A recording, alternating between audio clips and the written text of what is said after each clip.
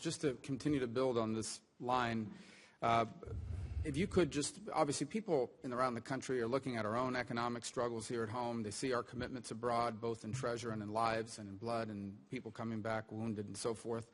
And so there's always this fundamental question of why doesn't everyone else do more? Why are we committed to these things? Why are we 70, 60 years after the end of the Second World War still engaged in Asia and providing defense assistance to Japan and South Korea? Why do we need NATO anymore? These are rich countries. They should be able to pay for their own defense. And so I would ask both of you to describe a world in which NATO lost its way or perhaps even disintegrated, and a world where Japan and South Korea lost U.S. commitment. What would the world look like if what would the strategic environment look like in Asia, for example, if the U.S. nuclear umbrella no longer covered Japan and South Korea? And what would the world look like if NATO substantially was diminished or even disintegrated? Well, it would be far less stable. You would have many, many more. We've got a lot of, as Tom and I both said, we got a lot of problems today, but you'd have a hell of a lot more if that were the case. And these commitments that we have around the world promote U.S. security because to the extent that things, ever since the end of World War II, our security alliances with Japan and South Korea have been the foundation and the basis for peace and stability in the Pacific. NATO has been the foundation and the base for peace and stability in Europe and on the Eurasian continent. But some would say, some have suggested, why don't you just let Japan and South Korea get their own nuclear weapons and let them defend themselves? I think that the more countries that acquire nuclear weapons, the more instability there's going to be in the world, in my opinion. If you look at the way North Korea is using its nuclear capabilities, that's all it's got. That's its threat. That's its big card. And it plays it. And ever since the end of World War II, America has led the fight against the non-proliferation of nuclear weapons, weapons that can kill millions and millions of people. We ought not to abandon that fight. That would not promote stability. That would promote instability.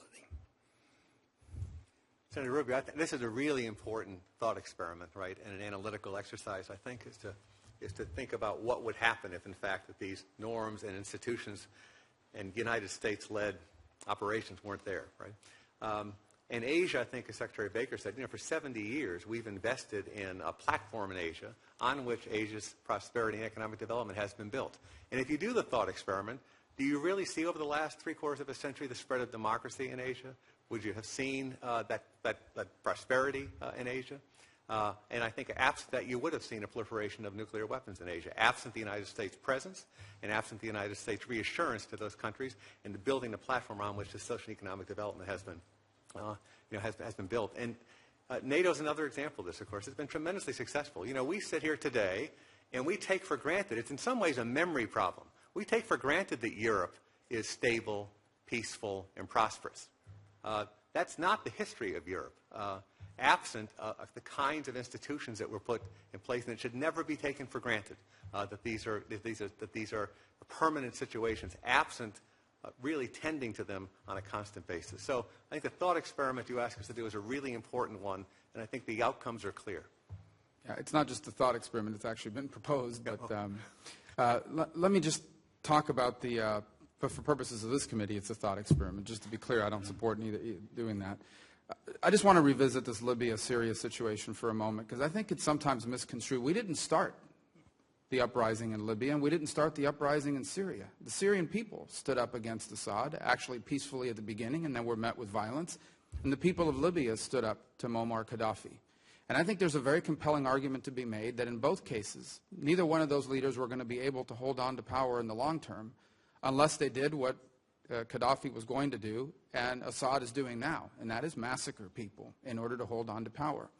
And so I think there was a valid argument to be made at the time that if you had foresight, you would say to yourself, these dictators are in trouble. The only way they can hold on to power is to massacre people. If they do so, it is going to lead to chaos and instability. And in the Middle East, chaos and instability in any part of that region is the basic ingredient necessary for Islamic radical jihadists to come in and take advantage of that environment. And so I think it's just important when we talk about that situation to remind ourselves that these were not efforts by the U.S. government to go in and overthrow dictators. It is the people of those countries that stood up against them. It is now we now had to make a decision about what would be in our best interest if you were able to think 3 steps forward. In the case of Gaddafi, if he had gone into Benghazi, massacred all those people, all you would see emerge there would have been all these militias taking up arms, staying in perpetuity, leading to the kind of instability we see now anyways. But it's an accurate assessment to say that we didn't start that. We were left to now analyze what is the best thing forward for us to do within our national interest.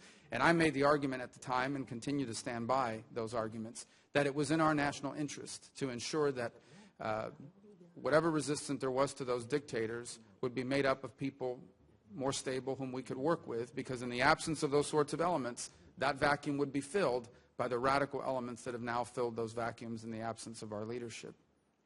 But that's not what happened, Senator. Oh, I agree. It's not what happened. I mean, yes, the people were beginning to stand up, but we enabled it to happen by using our military force to go in there and remove those dictators. Same thing in Iraq. I don't suggest that this is not a bipartisan problem. It's a bipartisan problem. But look where we are in all 3 of those places: Syria, Iraq, Libya. Would we have been there had we not done those things? I'm not sure we would have. In fact, I don't think we would have. Now, you don't believe that you believe Assad would have crushed the rebellion against them and recaptured control of the entire country? I'm not sure whether that would have happened or not, but I guarantee you that I don't think that we would have the situation that we have today. You know, for years we used Saddam Hussein against Iran. When I was Secretary of State, we worked with Saddam Hussein. We finally ended up fighting a war with him, but we worked with him, trying to bring him into the community of nations. But he was our buffer against the interests of Iran. You know what the most important country today in Iraq is? Not the United States with our humongous big embassy there. It's Iran. Most important outside power in Iraq today is Iran. And I don't think it's not my view that the Libyan people were going to be able to throw Gaddafi over unless we and the Europeans, of course they were the real movers, went in there and did it.